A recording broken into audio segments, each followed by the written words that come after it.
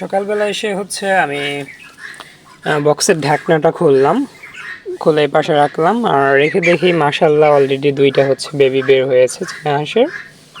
So মাশাল্লাহ ওদের growth কিন্তু অনেক ভালো, মানে স্বাস্থ্যবান বাচ্চা হয়েছে। এই দুইটা খলস থেকে হচ্ছে দুইটা বাচ্চাই বের হয়েছে আর দুইটা বাচ্চার কালার হচ্ছে সেম কালার, একটা মেল একটা ফিমেল এখনই যতটুকু বোঝা যাচ্ছে।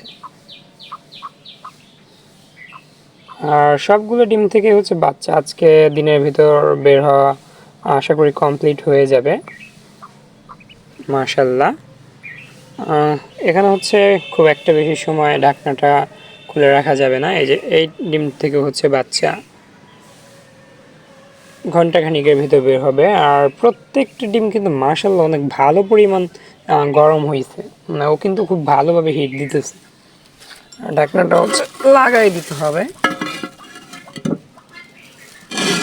তা না হলে দেখা যাবে কুকুর কিংবা বিড়ালে খেয়ে ফেলতেছে।